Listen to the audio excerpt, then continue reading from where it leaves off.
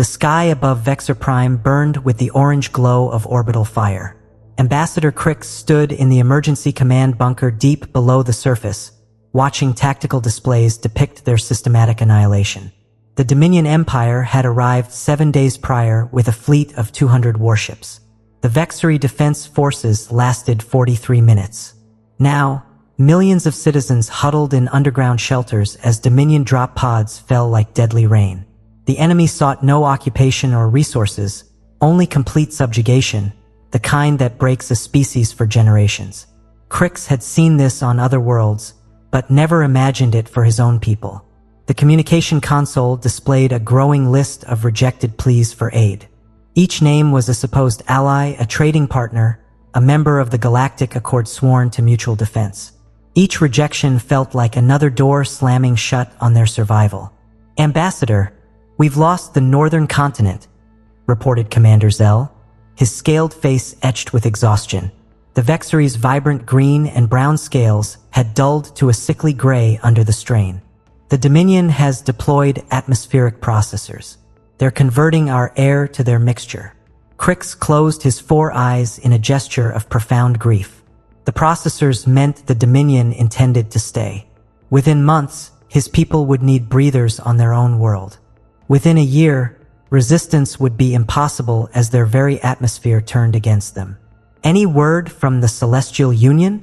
Crix asked, already knowing the answer. "They cite their non-aggression pact with the Dominion," Zell replied. "The Etherians claim their fleet is engaged in peacekeeping. The Quell," he paused, voice thick with disgust, "are already negotiating trade deals for after our fall." The bunker shook from another kinetic strike. Dust rained from the ceiling. They were running out of time. "There must be someone," Crix muttered, scrolling through the database of spacefaring civilizations. Most were too far, too weak, or already under Dominion influence. The Empire had spent decades building power through intimidation. Fighting them meant political isolation. Then a name caught his eye, buried deep in the archives: Earth. The humans. Crix had heard stories from traders. They were a young species, barely 2 centuries into FTL travel. But the stories were something else. Humans had fought 3 major interstellar wars and won all 3. Not with superior tech or numbers, but through a stubborn refusal to surrender. They once sent armed mining vessels against a professional fleet and won. They turned their own star into a weapon. They were, by all accounts, insane. "Sir," Zell noticed Crix staring, "you're not seriously considering the humans? They have no treaties with the Dominion." "Exactly," Crix said slowly.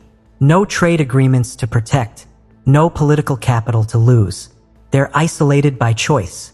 Because they're unhinged. Their military doctrine includes acceptable losses that would horrify any civilized species." Another explosion rocked the bunker. Dominion boring machines were descending toward the shelter network. They had hours at most. "Unhinged might be what we need," Crix said, initiating the communication protocol. "What do we have to lose?" The quantum entanglement communicator took minutes to bridge the vast distance. The screen activated, showing a human male with short gray hair and weathered features, wearing a black uniform in a command center. "This is Admiral Marcus Chun, Earth Defense Coalition. We're receiving you. State your business." Crix straightened, projecting dignity despite their desperation. "Admiral Chun, I am Ambassador Crix of the Vexori Republic. Our world is under attack by the Dominion Empire. Our defenses have fallen. Our population faces extermination. We formally request immediate military aid." The human's expression didn't change, but he gestured off-screen. "Ambassador, your location is the Vexor system, 47 light-years from our nearest outpost. Confirm?" "Confirmed. We have no treaties, nothing to offer but our gratitude. But we're desperate.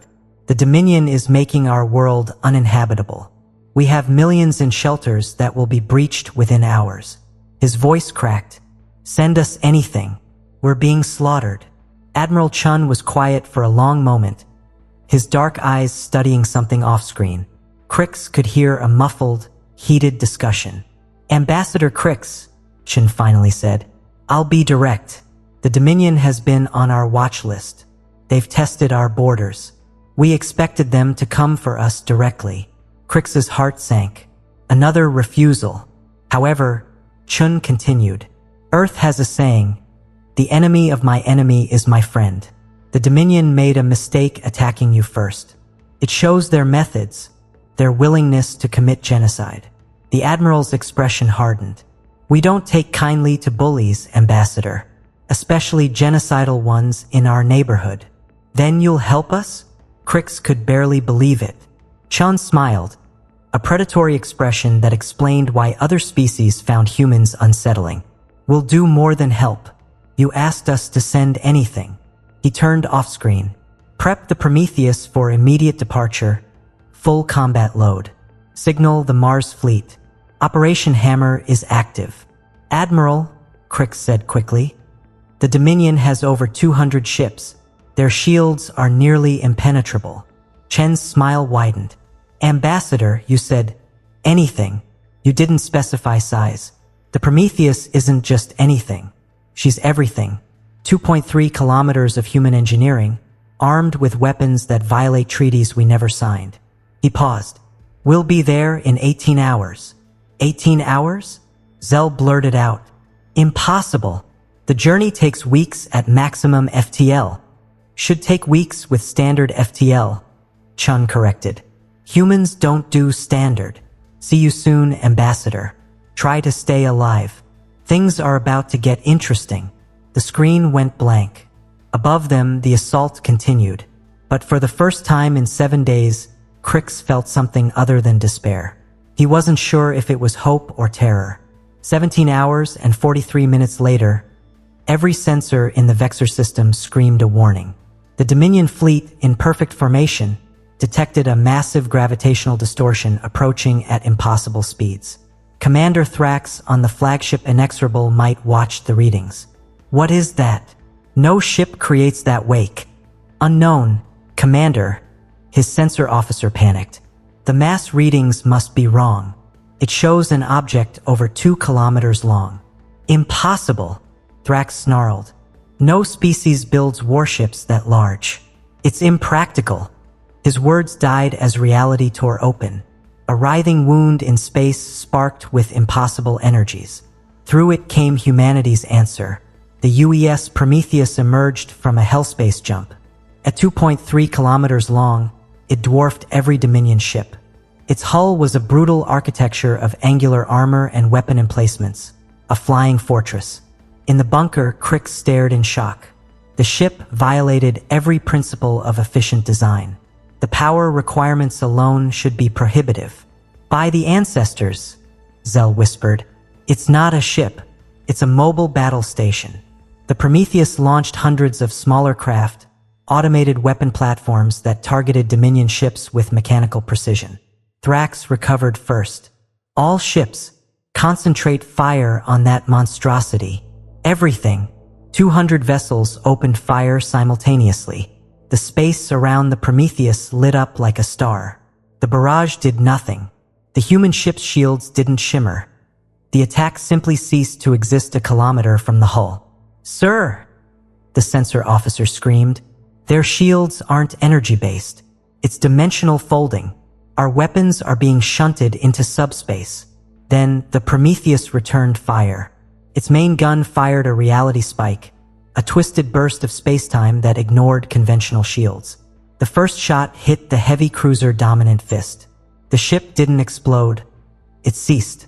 An 800-meter warship and its crew of 3,000 became an expanding cloud of subatomic particles. Impossible, Thrax breathed. The Prometheus was just beginning. Mass drivers launched relativistic projectiles. Plasma cannons burned hotter than stellar cores. Missiles phased inside enemy shields before detonating. The Dominion fleet, which had spent days leisurely destroying Vexory defenses, dissolved into chaos. On the bridge of the Prometheus, Admiral Sarah Conway watched with clinical detachment. Ma'am, automated platforms have engaged 17% of enemy forces. Deploy the Reapers. Conway nodded. Launch all Reaper squadrons. Charge the Nova cannon. Let's show them what we do to genocidal empires. From its bays, 300 more craft launched. The Reaper-class attack craft were piloted by humans who could withstand G-forces that would liquefy other species. They dove into the Dominion formation like wolves among sheep, performing micro-jumps to appear behind enemies, firing antimatter torpedoes at point-blank range. In the bunker, Crix watched the systematic destruction with awe and horror. In under 30 minutes, the humans had destroyed 40 Dominion vessels and crippled dozens more. The atmospheric processors were eliminated by surgical strikes. They're not just winning, Zell said quietly. They're making an example. Commander Thrax made a desperate decision. All ships form up for a concentrated assault. Breach their shields. It was the move Admiral Conway had waited for. They're bunching up. Fire the Nova Cannon. The Nova Cannon weaponized a miniature star. It drew power from 3 fusion reactors, compressing hydrogen to stellar fusion. When it fired, space itself seemed to scream. A beam of pure stellar energy carved through the Dominion formation. Ships were vaporized, reduced to atoms, then to quarks. In 12 seconds, 70 Dominion ships ceased to exist. The remaining forces broke. Military discipline collapsed into primal terror. They had come as conquerors. They fled knowing a species treated warfare as an art form of applied destruction. Thrax's flagship was among the few to escape. As the inexorable might jumped to FTL, he sent a single message to Dominion High Command: do not provoke the humans. In the aftermath, the Prometheus settled into orbit. Ambassador Crix found himself speaking with Admiral Conway, who looked remarkably calm. Ambassador, we've eliminated the immediate threat. Medical frigates are en route. The Dominion won't be back. We'll ensure it. Crix struggled for words. What you've done. The entire galaxy will know within days. The political ramifications. Conway smiled, this one almost warm. Ambassador, Earth has been alone for 2 centuries. We've watched empires rise and fall, seen species enslaved, observed genocide after genocide while the Galactic Accord debated. We decided long ago that when we acted, it would be decisive. But why now? Why us? We have nothing to offer. You asked for help, Conway replied simply. You didn't demand or manipulate. You admitted you had nothing but gratitude. Do you know how rare that is? She paused. Besides, the Dominion would have come for us. Better to stop them here, save your people, and send a message. The galaxy needs to understand that humanity might be young, but we have something most species lost long ago. What's that? Crix asked. The willingness to be the monster that monsters fear, Conway said. Your people are safe. If anyone threatens you again, you have our calm frequency. As the connection ended, Crix looked at the tactical display showing the debris of a once invincible fleet. In less than an hour, humanity had shifted the galactic balance of power. They had shown that technology and numbers meant nothing against a species that turned violence into art. The Vexari were saved, but Crix wondered if the galaxy would ever be the same. Humanity had announced its presence not with diplomacy, but with annihilation. In the depths of space, the Prometheus hung like a dark angel over Vexor Prime, its presence a warning. Earth had sent more than a warship.